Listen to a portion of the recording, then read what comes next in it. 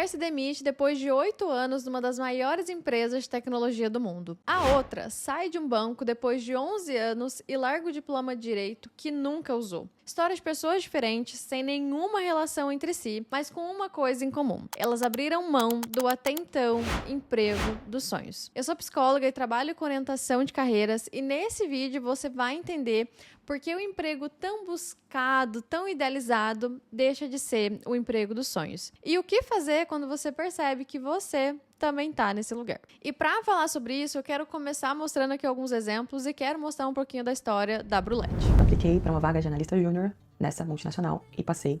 Foi incrível para mim. Era um dos meus grandes sonhos no momento. E na época eu tinha muito sangue nos olhos. Eu era feroz, assim. Eu tava pronta para mudar o mundo. Eu queria ser CEO.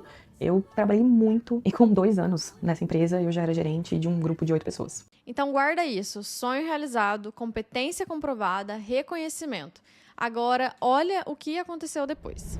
E ao invés deles me darem pessoas pra me ajudar, um time pra me ajudar, eles me deram algumas inteligências artificiais.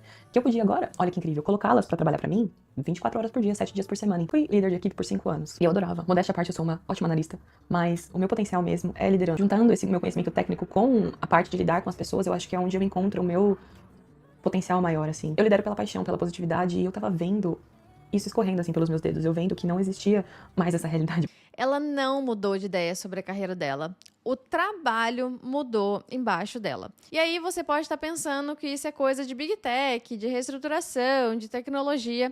Então olha esse segundo exemplo. Quando eu era criança, eu estudava em um colégio que ele era um colégio privado. Então ele não era um colégio público, mas eu também não pagava para estudar nesse colégio. Ninguém pagava. Era uma fundação mantida por um banco privado. Provavelmente muitos de vocês, só com essa informação, já vão saber qual que é a fundação e qual que é o banco que eu estou falando. Eu estudei nessa fundação desde que eu tinha 6 anos e saí de lá formada aos 17 anos no ensino médio. E desde que eu me conheço por gente, assim, desde que eu era criança, a gente ouvia falar na escola que os melhores alunos, os alunos com maiores notas e com melhor desempenho, poderiam, lá no 3º ano, ser recomendados para esse banco privado que mantinha a fundação como boas opções de profissionais, né? E quando eu tava lá na 1ª, 2ª série do ensino fundamental, eu coloquei na minha cabeça que eu queria ser bancária, que eu queria ser uma das alunas que ia ser indicada pro banco. Fiz disso um grande objetivo da minha vida. E quando eu tava com 17 anos, quando eu terminei o 3º ano, eu de fato fui uma das alunas indicadas pro banco. Então, eu terminei o ensino médio lá com 17, em janeiro eu fiz 18 anos, em março de 2011 eu ganhei uma bolsa 100% para estudar em uma universidade privada, consegui passar no curso de Direito, e já em maio de 2011 eu fui contratada por esse banco para trabalhar na agência de Paranavaí, que era a minha cidade. Como vocês já devem imaginar, eu não trabalho mais nesse banco, mas eu só queria deixar claro que nem sempre eu não gostei de trabalhar lá. Na verdade, no começo, eu era apaixonada pelo meu trabalho, eu me sentia muito grata, muito feliz e satisfeita por ter conseguido atingir esse objetivo. Eu gostava do trabalho, eu gostava de atender os clientes. Isso mudou quando eu fui trabalhar na área comercial, que eu comecei a trabalhar como gerente assistente. Eu não estava mais ali no papel de resolver os problemas dos clientes, atender aquilo que os clientes precisavam. E começou a ocorrer uma expectativa de que eu batesse metas, que eu vendesse, que eu oferecesse produtos para os clientes, que muitas vezes eu entendia que não era o que ele precisava no momento. Então o que acontece aqui não é que ela se tornou incompetente. O que quebrou foi o encaixe entre ela e a função. E eu também quero falar um pouquinho sobre a história da doutora Tiffany, que é uma mulher que se formou em Direito, fez pós, fez estágio e estava a poucos passos de entregar o trabalho final. O plano de vida dela era muito cronometradinho, formar aos 23, virar juiz ou promotor aos 26, 2 filhos antes dos 30, só que quando ela chegou aos 25, na hora de entregar a monografia, ela olhou para os pais e disse que não queria mais aquilo. Na hora de entregar essa monografia, eu olhei pra cara dos meus pais e falei assim, não quero mais. E aí minha mãe falou, se você quer, ainda dá tempo, você tá jovem, tinha 25 anos. E meu pai falou, se for por dinheiro, não faz. Em fevereiro, eu me matriculei num cursinho pré-vestibular.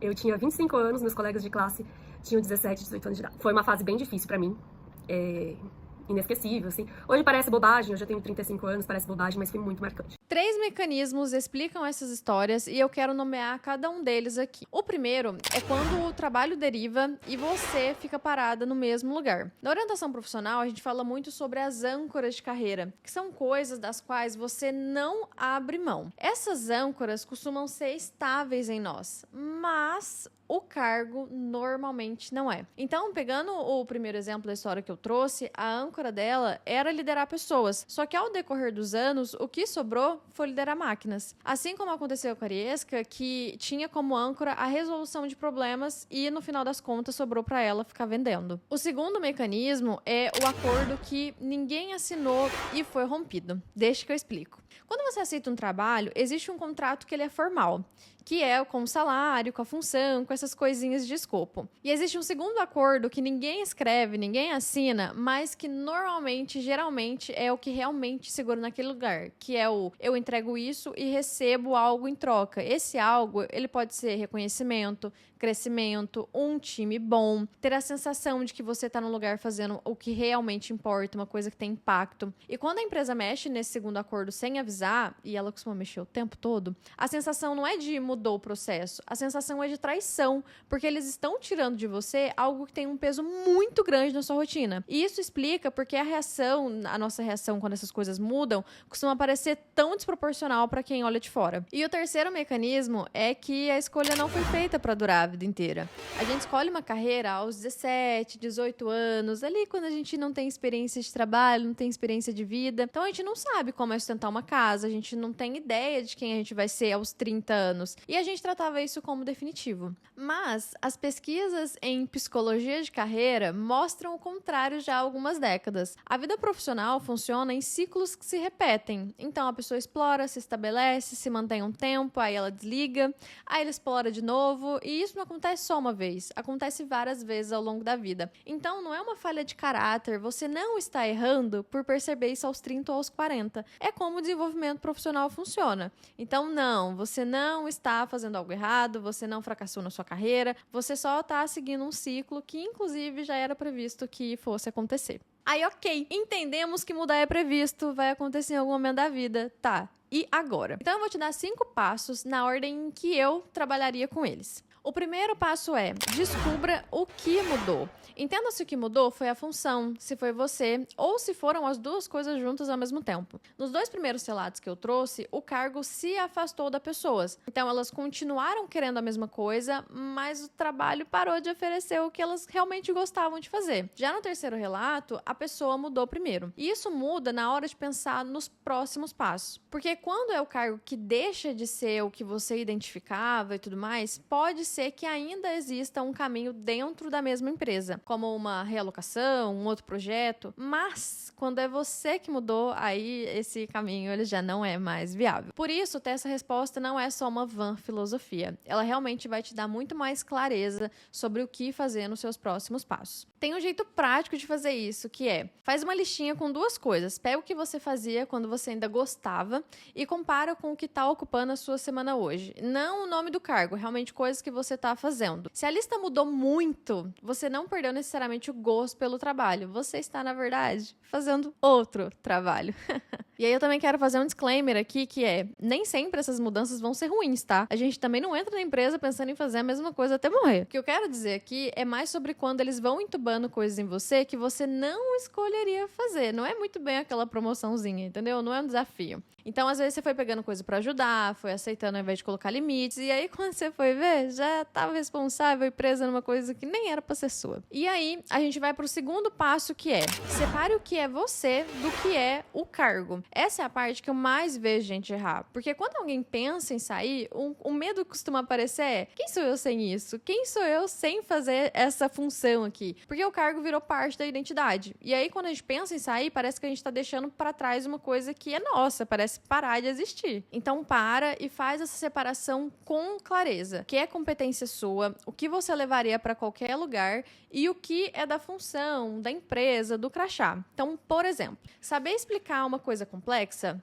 é coisa sua. Resolver um problema sob pressão, coisa sua também. O status de dizer o nome da empresa no jantar de família, isso é do cargo. Quando você separa esses 2, o tamanho do salto que você vai dar diminui, porque você percebe que está levando mais coisa com você do que imaginava. Essa é uma das primeiras coisas que eu faço com quem senta comigo, porque enquanto essa distinção não acontece, toda decisão vem contaminada pelo medo de deixar de ser alguém. E aí vamos pro terceiro passo, que é, antes de mudar por fora, tente mudar por dentro. Existe uma coisa chamada job crafting, que é redesenhar o próprio trabalho sem trocar de emprego. Então você muda a proporção entre as tarefas, você negocia um projeto diferente, pega de volta um pedaço da função que te dava sentido, muda com quem você trabalha. E aí, é claro, nem sempre isso vai dar certo, nem sempre vai dar. Nos 2 primeiros casos, por exemplo, a estrutura da empresa já tinha fechado as portas para essa possibilidade. Mas muita gente chega até mim já decidida a sair e nunca nem sentou com o gestor para pedir uma mudança concreta, nunca nem tentou negociar essas coisas. Então a gente sabe que saía caro. Por isso, tentar isso antes é muito mais barato e tem aquela velha máxima, né? O não você já tem. E aí tem uma vantagem aqui também, que é a resposta que você vai receber da empresa é uma informação. Porque se ela diz para você que não tem espaço para isso, que ela não quer que você redesenhe isso, você acabou de confirmar quais devem ser os seus próximos passos. E o quarto e penúltimo passo é: calibre as expectativas antes de escolher o próximo lugar. Porque se você sair procurando um lugar que te faça feliz o tempo todo, você vai trocar de emprego para sempre, porque esse trabalho não existe. A régua realista é gostar da maior parte do que você faz e conseguir conviver com o resto. E isso importa porque quase toda mudança que você vai fazer e vai comparar com o novo cenário costuma ser uma comparação injusta, porque você compara a sua rotina real, com todos os defeitos que você já conhece muito bem, com uma área nova que você só viu de longe. E aí, você esquece que a área nova também tem burocracia, cliente difícil, segunda-feira chata. E aí, quem entra sabendo mais sobre esses defeitos, tendo mais essa consciência, consegue aguentar mais o tranco, além de conseguir avaliar com mais clareza o que realmente importa e se realmente vale a pena. E aí é que eu tô falando de área, mas isso serve para qualquer mudança, tá? Tanto de área, empresa, profissão, qualquer mudança realmente aí que possa acontecer. O que importa aqui é você conseguir analisar de fora para ter essa consciência real do que pode ser e não do que você gostaria que fosse. E o quinto e último passo é: teste antes de saltar. Antes de qualquer movimento grande, antes de qualquer mudança que vai fazer muita diferença, existe uma etapa pequena e de baixo custo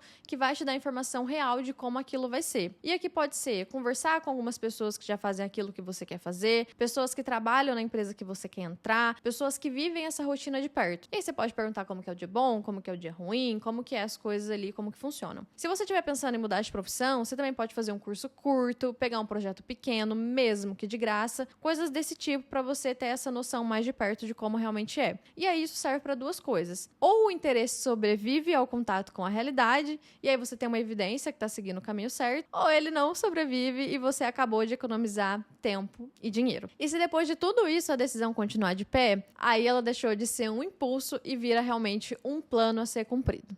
Por fim, a vida não é uma linha contínua, ela é feita de fases, de coisas que fazem muito sentido durante anos e depois param de fazer. Você não precisa amar uma coisa só e não precisa amá-la do mesmo jeito para sempre. E se você está em alguma dessas fases, o próximo passo é planejar essa mudança sem pular no escuro e sem chutar o balde. É exatamente o assunto do vídeo que está aparecendo aqui nessa tela, que é como planejar a sua mudança de carreira.